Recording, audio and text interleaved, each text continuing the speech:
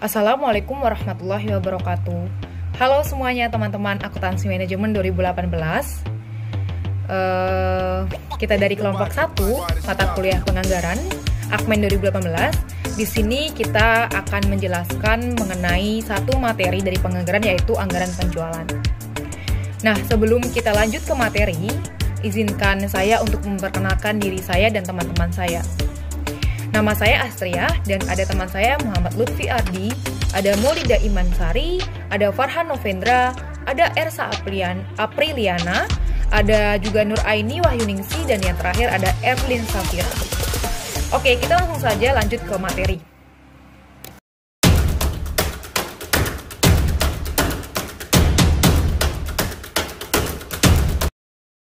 Di sini kita akan menjelaskan manfaatnya juga seperti apa. Ini anggaran penjualan untuk perusahaan. Kita juga akan menjelaskan fungsi-fungsi anggaran penjualan untuk perusahaan itu apa gitu ya. Dan sampai nanti kita ke ilustrasi gitu mengenai perhitungan anggaran penjualan. Sebelum jauh melangkah ke sana, izinkan saya untuk menjelaskan dulu nih. Kita harus tahu dulu nih pengertian atau definisi kuat mengenai anggaran penjualan itu apa sih gitu kan.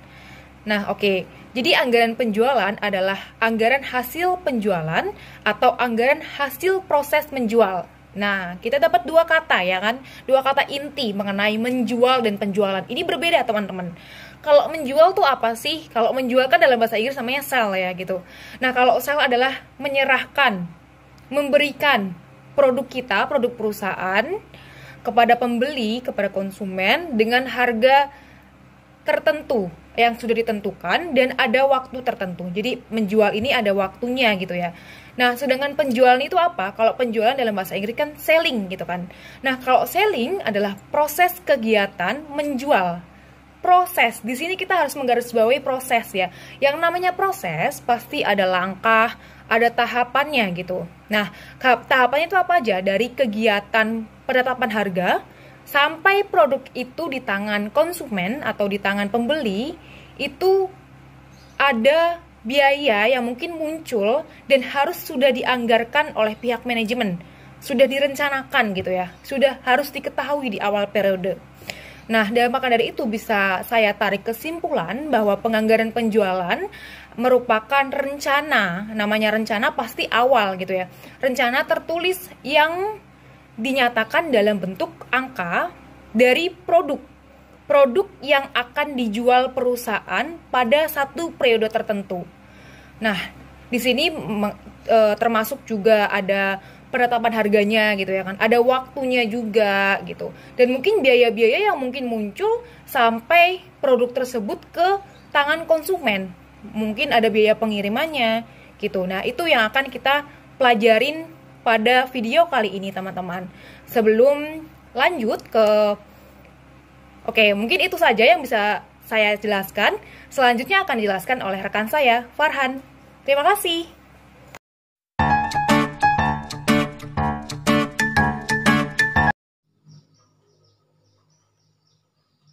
Manfaat penganggaran penjualan.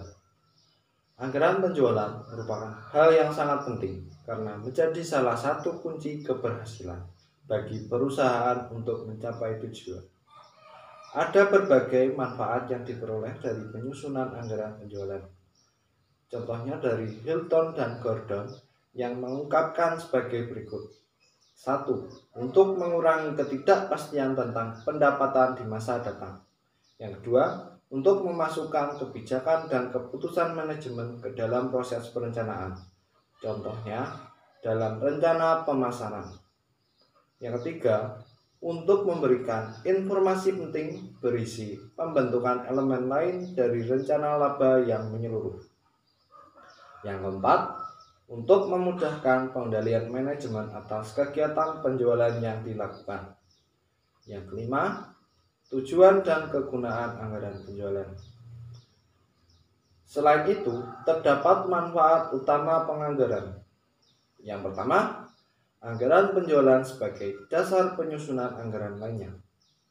Anggaran penjualan disebut juga anggaran kunci karena pada umumnya disusun terlebih dahulu sebelum menyusun anggaran lainnya.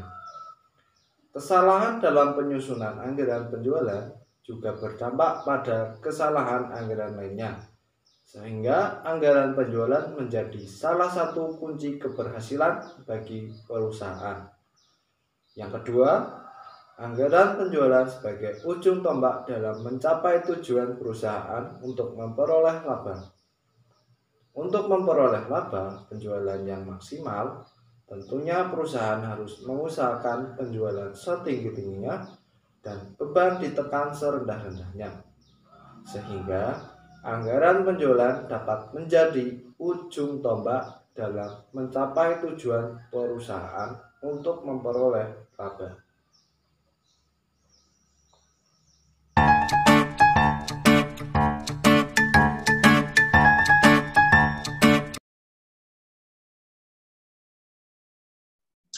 Ya, oke. Kali ini kita masuk ke tujuan anggaran penjualan. Menurut Tendi Haruman dan Sri Rahayu, tujuan penyusunan anggaran penjualan adalah untuk merencanakan setepat mungkin tingkat penjualan pada periode yang akan datang, dengan memperhatikan data yang merupakan pencerminan kejadian yang dialami perusahaan di masa lalu, khususnya di bidang penjualan. Nah, dengan adanya penyusunan anggaran penjualan ini bertujuan untuk menentukan atau merencanakan tingkat penjualan perusahaan di periode yang akan datang. Misalkan barang X yang diproduksi perusahaan pada tahun lalu terjual dengan kuantitas sekian, maka dapat direncanakan berapa tingkat penjualan barang X di periode yang akan datang dengan data yang ada di perusahaan sebelumnya, khususnya di bidang penjualan. Kemudian fungsi anggaran penjualan. Anggaran penjualan adalah dasar perencanaan atas kegiatan perusahaan pada umumnya. Nah, anggaran penjualan ini disebut juga sebagai anggaran kunci karena menjadi kunci kegiatan yang ada di perusahaan. Sebagai contoh, anggaran penjualan ini menjadi dasar kegiatan di bidang produksi, di bidang penjualan, pemasaran, dan lain-lain. Kegiatan perusahaan tersebut pada umumnya sebagai anggaran kunci karena menjadi kunci kegiatan yang ada di perusahaan. Sebagai contoh, anggaran penjualan ini menjadi dasar kegiatan di bidang produksi, di bidang penjualan, pemasaran, dan lain-lain. Kegiatan perusahaan tersebut pada umumnya berdasar anggaran penjualan yang telah direncanakan perusahaan. Dan pada umumnya anggaran penjualan ini disusun sebelum anggaran lainnya. Kemudian fungsi anggaran penjualan selanjutnya yaitu anggaran penjualan sebagai alat pengorganisasian. Anggaran penjualan sebagai alat koordinasi dan mengarahkan setiap pelaksanaan divisi pemasaran. Nah, nantinya divisi pemasaran ini dapat terkoordinir dan juga diarahkan berdasarkan anggaran penjualan yang ada di perusahaan. Apa yang harus dilakukan divisi pemasaran, berapa target penjualan, seberapa besar biaya yang diperlukan untuk divisi pemasaran seperti biaya iklan dan lain-lain ini berdasar anggaran penjualan yang ada di perusahaan. Kemudian fungsi anggaran penjualan selanjutnya yaitu anggaran penjualan sebagai alat pengawasan bagi seorang manajer atau bagi manajemen. Nantinya seorang manajer dapat mengawasi kegiatan yang ada di perusahaan berdasarkan anggaran penjualan. Sebagai contoh, kegiatan produksi dengan HPP yang telah ditetapkan dalam anggaran penjualan perusahaan, berapa besar biaya bahan baku, berapa besarnya biaya tenaga kerja, biaya overhead pabrik. Nah, ini dapat diawasi oleh seorang manajemen berdasarkan anggaran penjualan yang telah ditetapkan perusahaan.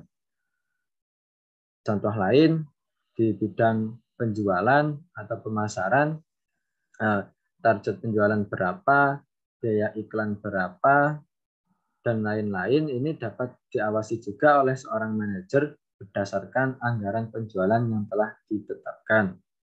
Sekian dari saya, selanjutnya akan disampaikan oleh teman saya. Terima kasih.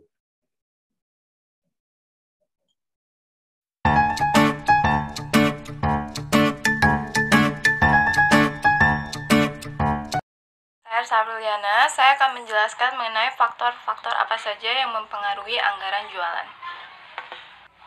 Terdapat beberapa faktor yang dapat mempengaruhi anggaran jualan. Yang pertama itu misalkan faktor pemasaran. Nah, dalam faktor pemasaran ini kita menelaah mengenai bagaimana luas pasarnya, apakah itu bersifat regional, nasional, ataupun internasional. Yang kedua, kita menilik juga dari sisi keadaan persaingan pasar tersebut, apakah bersifat oligopoli, monopoli, ataupun cenderung persaingan bebas. Kemudian yang ketiga itu ada dari sisi keadaan konsumen, bagaimana selera dari konsumen itu, tingkat daya belinya, dan sebagainya. Oke, faktor kedua ada faktor keuangan atau modal kerja. Jadi ketika misalkan suatu perusahaan itu menganggarkan anggaran penjualan yang mana di dalamnya juga terdapat target penjualan, nah harus juga memperhatikan bagaimana kemampuan atau kapasitas modal kerja yang dimiliki oleh perusahaan. Misalnya untuk membeli bahan baku, kemudian untuk membayar upah tenaga kerja, biaya promosi, dan lain-lain. Selanjutnya adalah faktor ekonomis. Dalam faktor ekonomis ini, perusahaan perlu memperhatikan mengenai bagaimana meningkatnya penjualan yang bisa berarti meningkatkan rentabilitas ekonomi atau sebaliknya. Oleh karena itu, perusahaan juga perlu menganalisis mengenai kebijakan dalam hal meningkatkan jualan ini. Apakah bisa berdampak positif, yakni dengan meningkatkan rentabilitas atau labanya, ataupun juga bisa berdampak sebaliknya. Faktor yang keempat adalah faktor teknis. Dalam hal ini kaitannya terhadap semisal kapasitas yang terpasang dari segi mesin, alat-alat yang tersedia, apakah bisa untuk memenuhi target penjualan yang dianggarkan. Kemudian selain itu juga dari sisi ketersediaan bahan bakunya dan juga ketersediaan tenaga kerjanya, apakah bisa diforsir untuk memenuhi anggaran penjualan yang diinginkan atau target yang ditetapkan. Faktor yang terakhir adalah faktor kebijakan perusahaan. Misalnya, ketika perusahaan itu mengambil kebijakan untuk menjual produk dengan kualitas nomor 1. Oleh karena itu, anggaran penjualan akan difokuskan terhadap penjualan dari produk kualitas nomor 1 ini, sehingga menutup kemungkinan untuk perusahaan menjual barang dengan kualitas nomor 2 maupun nomor 3. Sekian penjelasan mengenai faktor-faktor yang mempengaruhi anggaran penjualan. Selanjutnya akan disampaikan oleh rekan saya.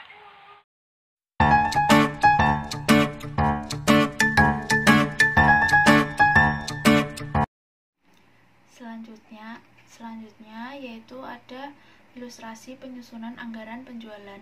Nah, di sini terdapat 3 tahapan untuk menyusun anggaran penjualan. Yang pertama yaitu kita mengumpulkan data dan informasi terkait beberapa tahun terakhir. Yang kedua yaitu kita menyusun ramalan penjualan menggunakan metode tertentu. Yang ketiga yaitu kita lalu kita menyusun anggaran penjualan. Nah, selanjutnya yaitu tahap pertama yaitu kita mengumpulkan data penjualan beserta informasi terkait dari beberapa tahun terakhir.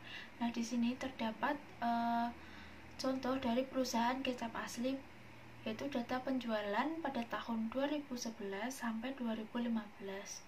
Nah, pada tahun 2011 dari triwulan 1 sampai triwulan 4 setahunnya bisa menjual 130 botol kecap. Pada tahun 2012 dari triwulan 1 sampai triwulan 4 perusahaan mampu menjual 145 botol. 2013 yaitu menghasilkan 150 botol. 2014 yaitu menghasilkan 165 botol, dan pada tahun 2015 yaitu menghasilkan 170 botol. Jadi jumlahnya dalam 5 tahun terakhir yaitu 760 botol. Nah,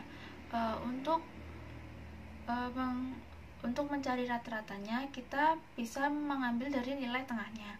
Nah, untuk persenannya yaitu jumlah dari triwulan 1 sampai jumlah dari triwulan kita bagi dengan jumlah setahunnya, kan menghasilkan persenannya.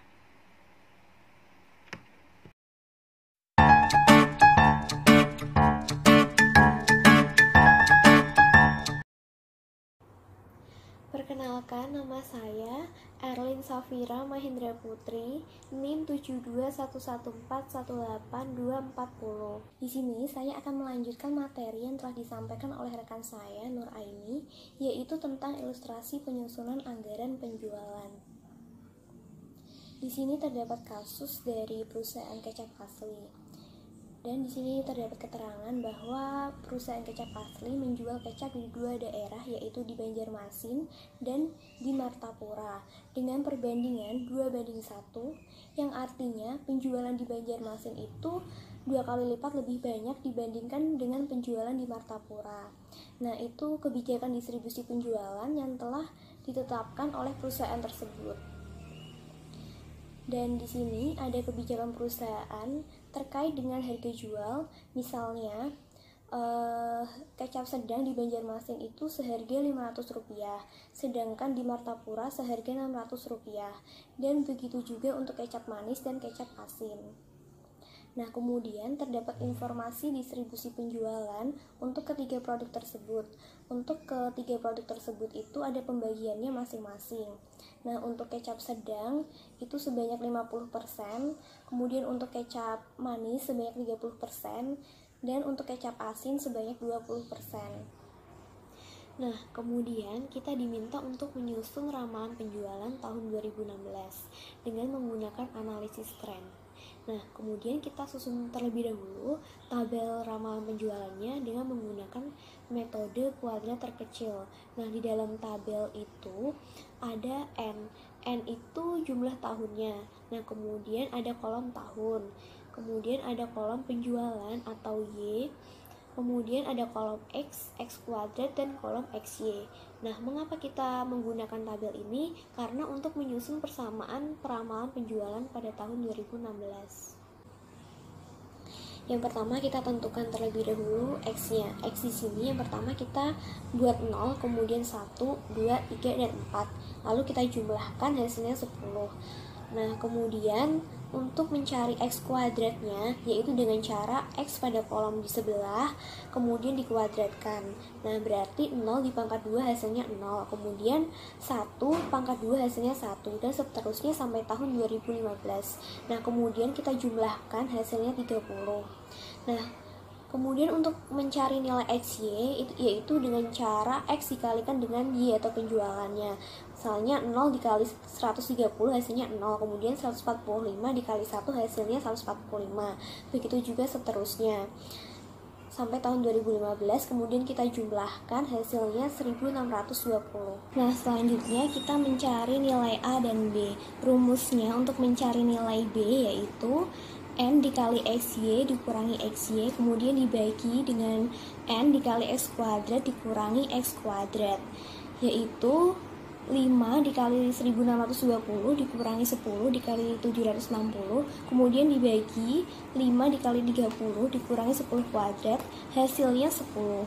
Nah, kemudian kita mencari nilai A, yaitu rumusnya Y atau penjualan dibagi dengan N dikurangi B dikali Y per N, yaitu 760 dibagi 5 dikurangi 10 dikali 10 dibagi 5. Nah, hasilnya yaitu 132. Setelah mencari nilai A dan B, kemudian kita masukkan ke dalam persamaan garis lurus. Persamaannya yaitu Y sama dengan A plus BX. Y sama dengan A-nya tadi diketahui 132 ditambah B-nya 10 dikali X.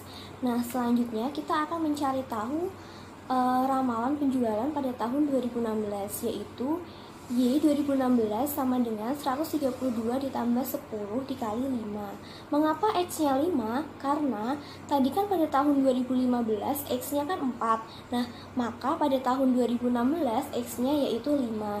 Sehingga Y-nya sama dengan 182. Jadi, ramalan penjualan pada tahun 2016 sebanyak 182 botol. Nah, dari hasil perhitungan ramalan penjualan tahun 2016 dapat digunakan dalam menghitung jualan pada masing-masing daerah dan setiap jenis produk untuk tiap triwulannya. Selanjutnya akan disampaikan oleh teman saya,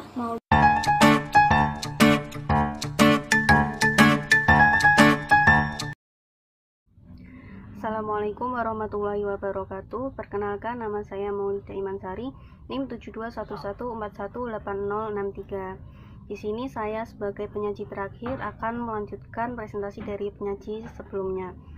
Penyaji sebelumnya sudah menjelaskan bagaimana membuat ramalan jualan secara kuantitatif dengan menggunakan analisis tren garis lurus, yakni dengan menggunakan metode kuadrat kecil. Nah, di sini saya akan melanjutkan untuk tahap terakhir, yaitu menyusun anggaran jualan, di mana anggaran jualan ini dibuat berdasarkan perhitungan yang sudah dilakukan pada ketika kita membuat ramalan jualan. Jadi di sini sudah tidak ada perhitungan lagi, kita tinggal memasukkan perhitungan yang sudah kita buat sebelumnya. Bisa dilihat pada PPT slide ke-12, di situ sudah terdapat tabel dari perusahaan kecap asli untuk anggaran jualan tahun 2016. Sumber yang kita gunakan adalah buku dari M. Navarin, yaitu Penganggaran Perusahaan. Di situ sudah tertera untuk daerah penjualan dan jenis kecap yang dijual oleh perusahaan kecap asli, kemudian target untuk anggaran jualan triwulan 1, 2, 3, dan 4 untuk tahun 2016, dan kemudian akumulasi dari setiap triwulan ya, atau disetahunkan. Itu kita sudah tinggal memasukkan datanya lagi. Sekian penjelasan dari kelompok kami. Apabila dari awal sampai akhir dalam penyampaian materi kami banyak kekurangannya, kami mohon maaf yang sebesar-besarnya. Terima kasih atas perhatiannya. Wassalamualaikum warahmatullahi wabarakatuh.